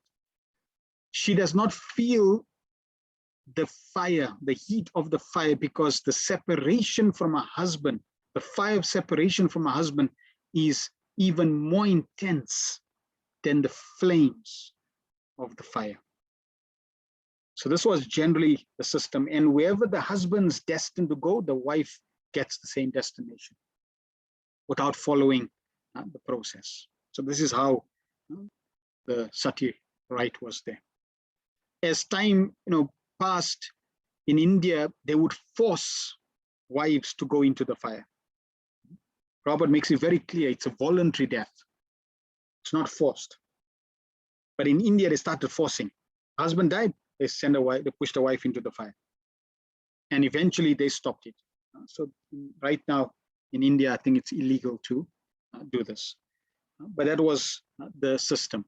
And here Draupadi is saying that Kripi didn't go into the fire. Why? Because the son was still alive, which means indirectly the father was still being represented, still there. Therefore, we cannot kill Ashvatama. Then text 46, she gives the reason of nirvya likam, non-duplicious. Tad dharmagna mahabhaga bhavad bir gauravam kulam vrichinam narhati praptum pujyam vandyam abhikshanasa. O most fortunate one, who know the principles of religion, it is not good for you to cause grief to glorious family members who are always respectable and worshipful. So now she's giving the quality, this aspect of non-duplicious. You know, you don't cause pain to others. Prabhupada says a slight insult for respective family is sufficient to invoke grief. Therefore, cultured men should always be careful in dealing with worshipful family members. So Dronacharya's family members are worshipful, and therefore we have to be respectful of that and don't cause harm to them. Then 47, she's giving presenting the reason of samam, equal. Marodit asya janani gautami pati devata yataham ritya vatsarta rodimyasru mukhi mukham mohom.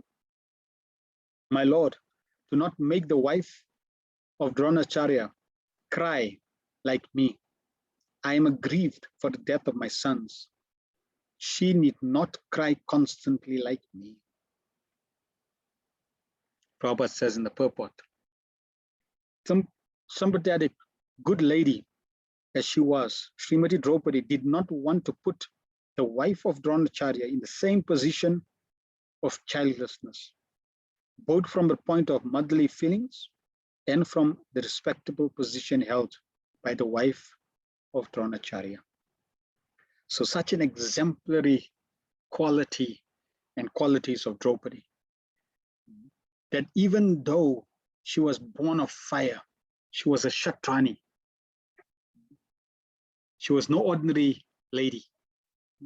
Her name was called Krishna.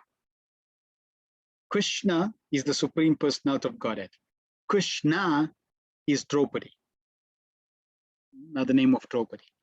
She also had the same complexion of Krishna. She was also darkish. And she was born of fire. She was extraordinary personality. And so she had a fiery nature. She was a Kshatrani.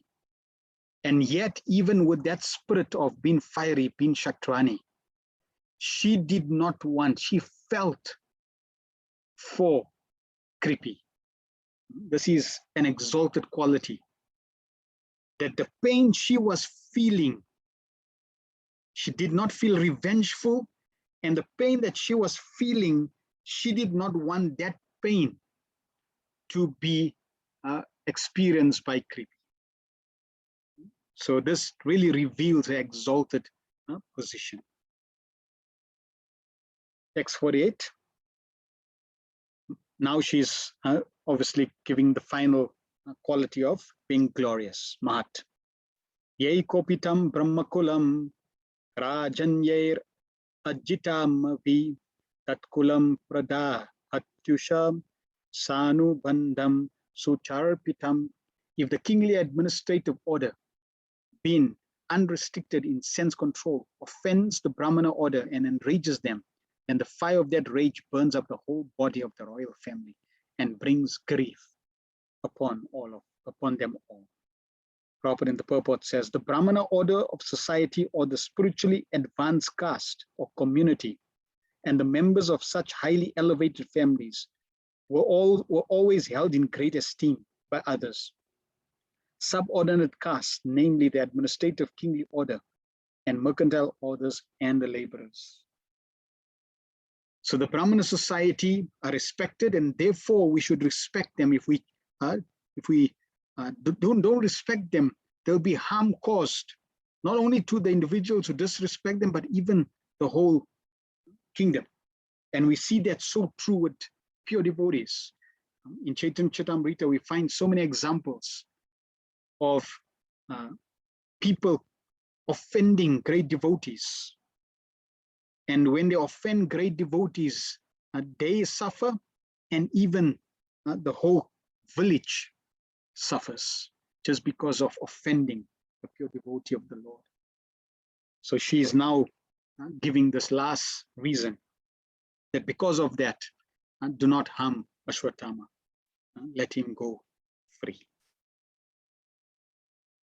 So we are now placed in a situation where not only are we talking about right and wrong in this situation, because if it's right and wrong, then it's easy. We just select the right decision and we move along with that situation.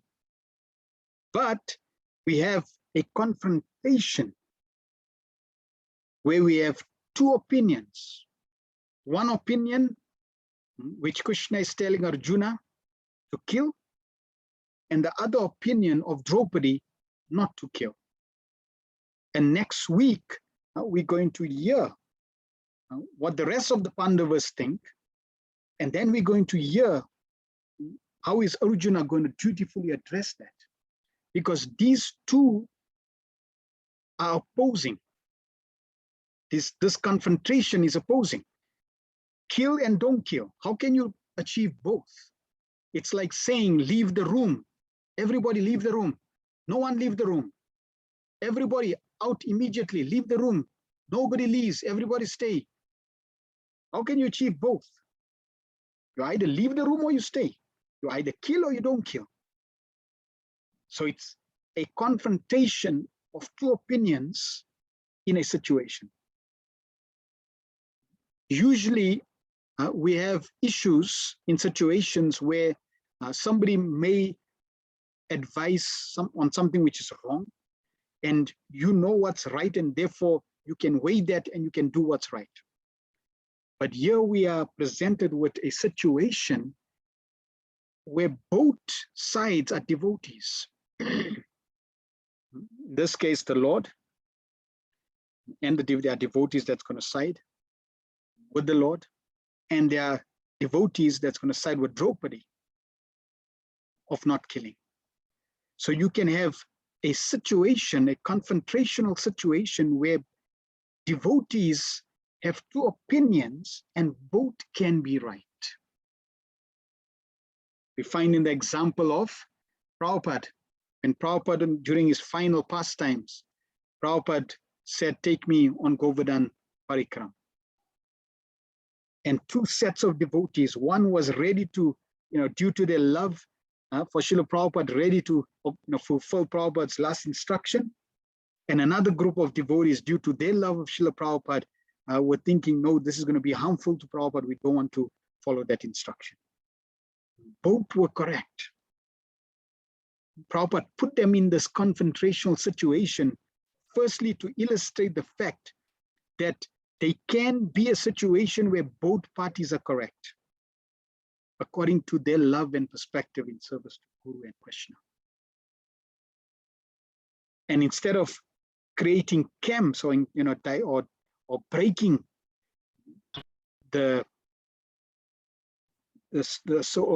breaking, seeing one that's right and wrong, are rather appreciating each other's view. Right? So that's, we should understand that that can exist.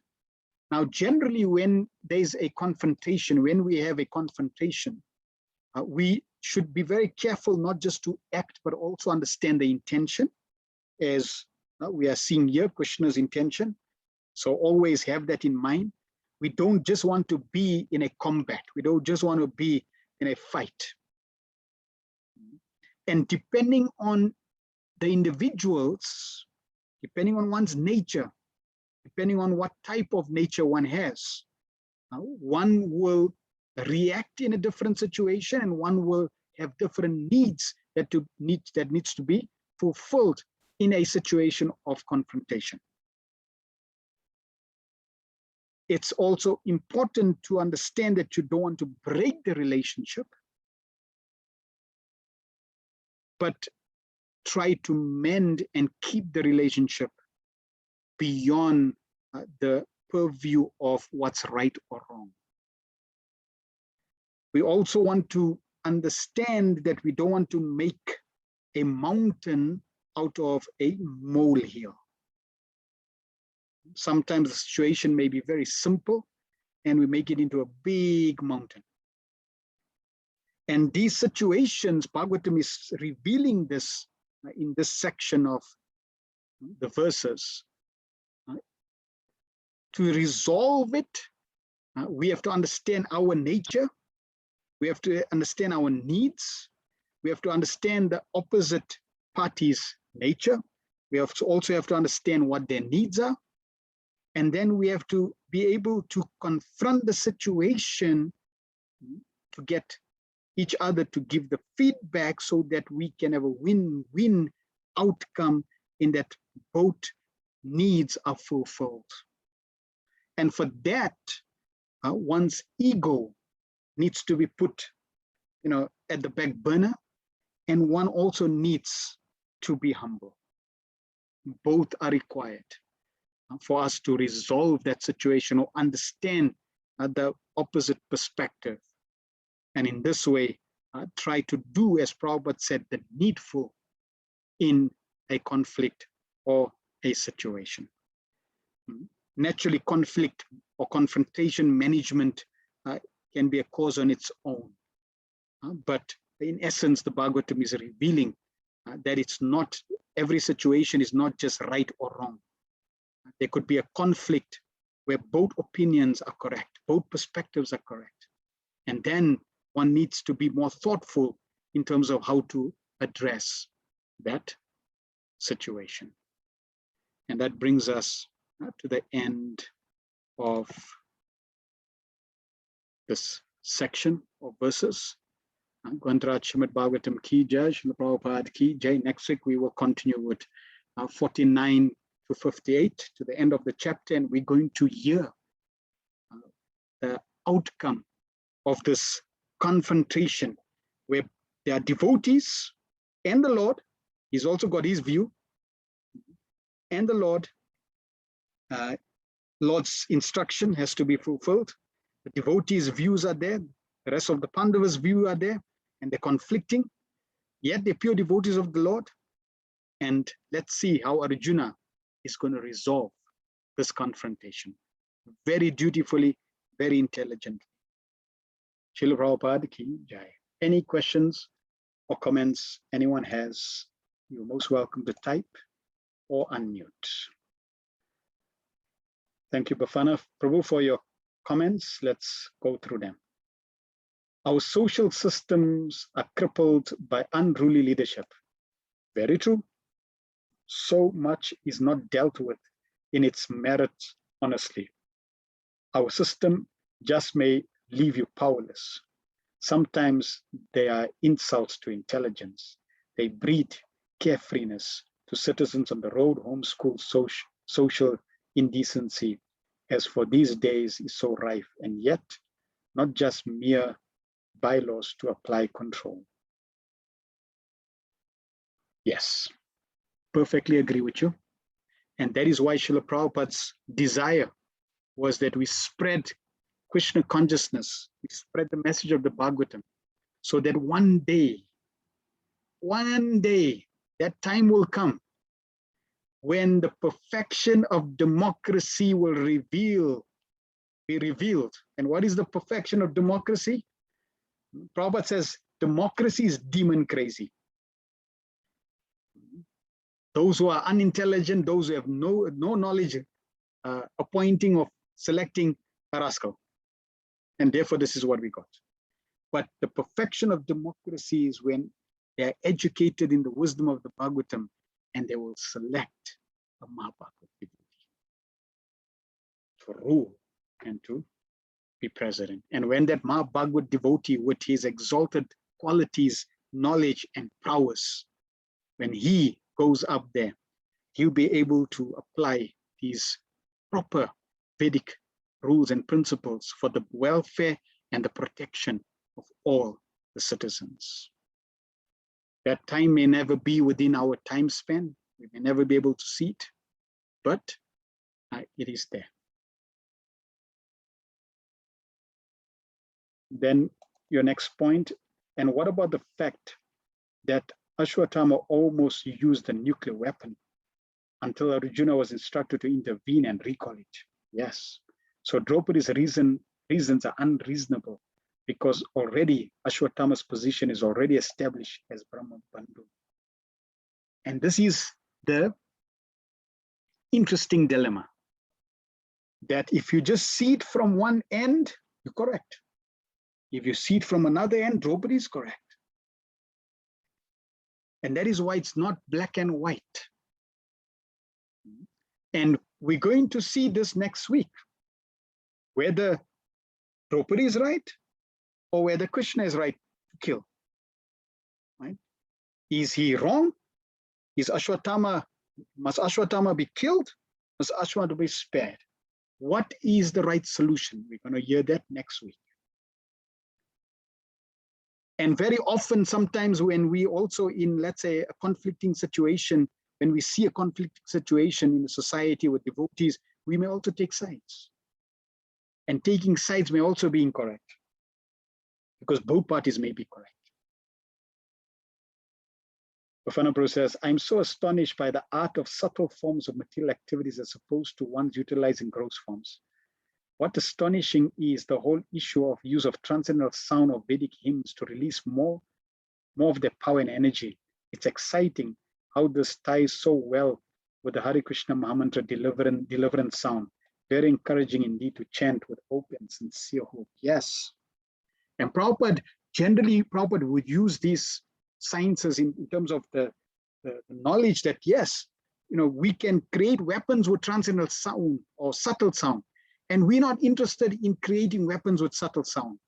We want to use the subtlest of all sound, the most transcendental of all sounds, the Hare Krishna mantra, to get out of material creation, to become liberated, to revive our relation with Krishna. This is the perfection of sound. So yes, it's very encouraging. And the more faith we have in the Hare Krishna mantra, the quicker we will get the end result. It's based on faith. Because even if you get this mantra to create sound, to create a subtle weapon, it requires faith. I mean, somebody in the material side, or who's in the material world, like in Kali Yuga, will think, What nonsense. You chant some mantra, some hymn, and you create a weapon. What nonsense. The scientists, material scientists will be thinking like this. You're talking nonsense. But no, Arjuna and Pandavas, they didn't think that. They had firm faith in Dronacharya. They learned that science. So that faith has to be there. Same thing in the Hare Krishna mantra. But today's session was really challenging. Yes, challenging because we have a certain upbringing. We are brought up in a certain paradigm. And the Bhagavatam is giving the absolute paradigm and giving the absolute perspective. And sometimes it may be so challenging that we may think, no, this cannot be true. We should, if there are certain things which are challenging, certain things we can't understand, we can't put our finger on, we can't accept, do not fight it. Put it in the back burner and leave it in the back burner. Don't lose your faith because you understand the Bhagavatam is Amala Puran, perfect scripture. What the Bhagavatam is covering is perfect, it's spotless. So that implies it's my conditioning, it's my upbringing, it's my anartha that is at fault, not the Bhagavatam. And therefore, I put the Bhagavatam's, these points, I put them in the back burner and I continue with those things that resonate with me. And I accept those things. And therefore, I then continue, and with that, at a later stage, revelation will come and I'll be able to understand.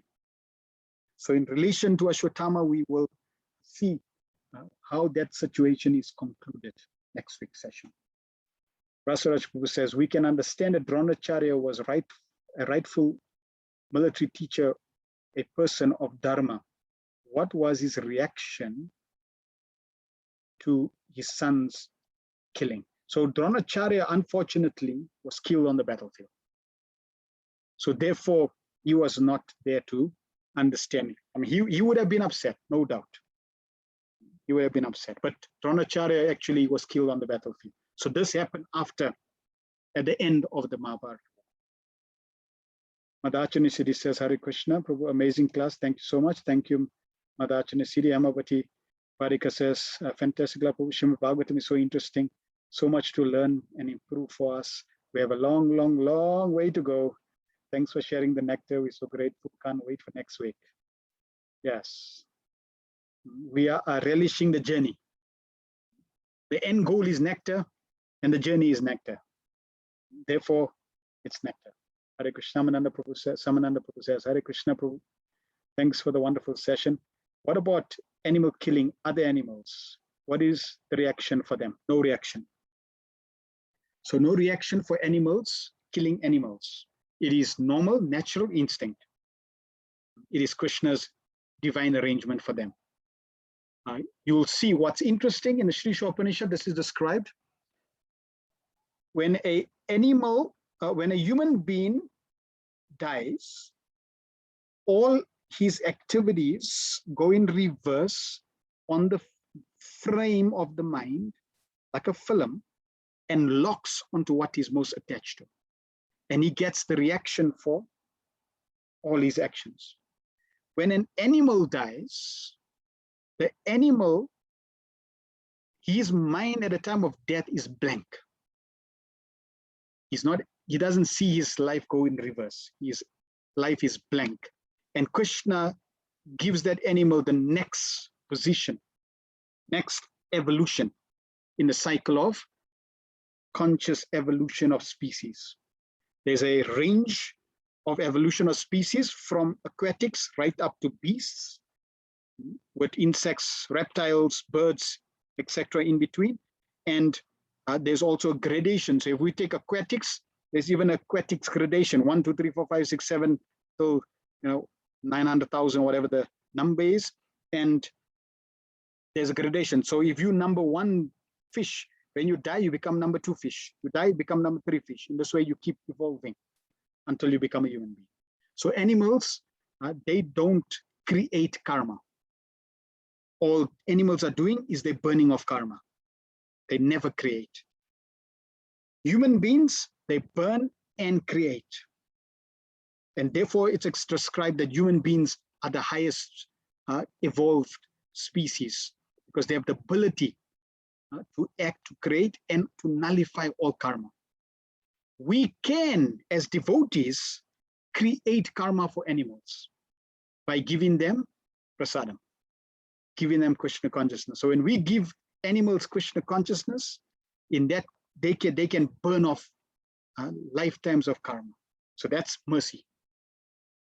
How do we understand other soldiers being killed, but Ashwatthama being spared? His crime was surely much worse than some or others. Or maybe we wait for the next session for more clarity. Yes, wait for the next session for more clarity. Mother Lash, Hare Krishna Prabhu, thank you for Krishna Katha. What is the view on killing bugs and vermin? Do you allow your household to be overrun by this pest? How is a devotee meant to act? So Prabhupada said cleanliness is the first principle. We should keep everything as clean as possible. And if we keep things as clean as possible, then we avoid this situation as much as possible. And again, it would depend on circumstances, situations. Sometimes devotees buy buildings or houses and it's a mess. It's a best mess. So the principle is there would be a reaction.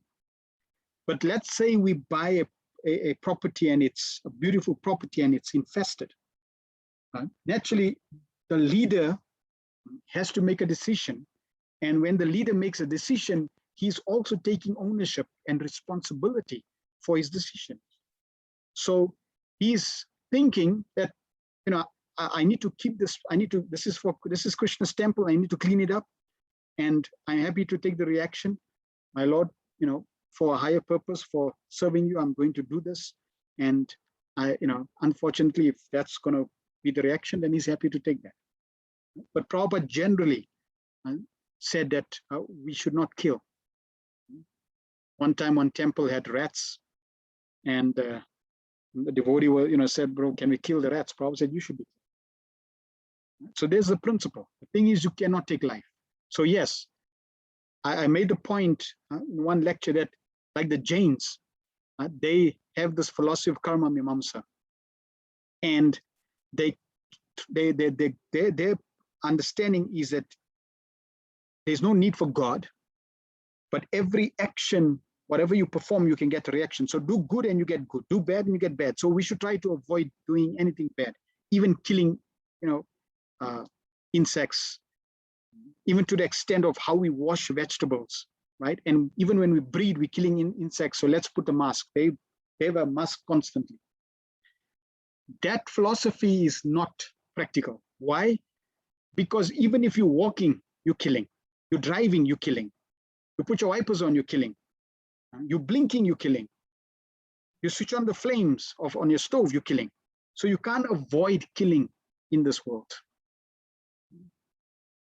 But when you have when your life is focused on serving Krishna, when you are now living in a Krishna conscious direction, now when you are driving, now when you are walking, now when you cooking for Krishna, then those entities that are killed, they get liberated, they get benefited. That's the benefit of being Krishna conscious. So if one is trying to live a Krishna conscious house, then in the process of living Krishna consciously, whatever you are doing for the pleasure of Krishna to keep the house clean, you're sweeping and insects are getting killed, they're all getting benefited by the process. So this is the benefit of Krishna consciousness. Hope that answered that question. Rasaraj, who says, this class is very interesting and full of suspense. Yes, and I left it just like that because next week we're going to cover, because today we were revealed, or Bhagavatam was revealing that sometimes there's words and then there's the intention. There's two aspects. And then another aspect is even in a situation, there may be both situations that are correct. both decisions that are correct. Next week, we're going to reveal another principle. And therefore, I didn't want to mix it.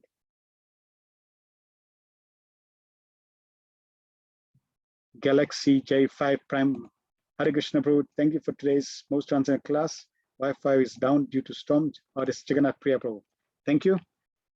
Hare Krishna Prabhu.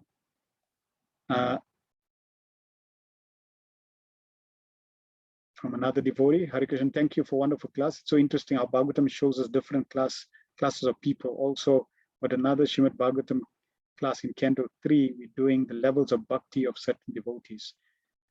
The take-home lesson for me is to focus on my own progress, comparing myself to myself, using Srimad Bhagavatam as my progress. Yes, wonderful realization. Bhavana Prabhu says, challenging in the sense that it pushes one's limits and comfort zones to engage oneself's intelligence even far further. Yes, I'm actually excited, love the challenge. The narration leaves you looking forward to hear and see what would be the end. So very nice. Thank you infinitely for the classes. Thank you very much for everyone's feedback and comments. I was also thinking of all the comments that the devotees have. I was thinking of actually posting those comments on the YouTube channel for others as well. So if you don't mind, I'll also, I'll see what format it can be. Although if that can be done, we can obviously just post that as well. All right, we'll stop there. Thank you very much for all the devotees. We will see what happens next week. Tantra Srimad Bhagavatam ki jai, Srila Prabhupada ki jai, Nitai Go Pramanande. Hari Hari Bol.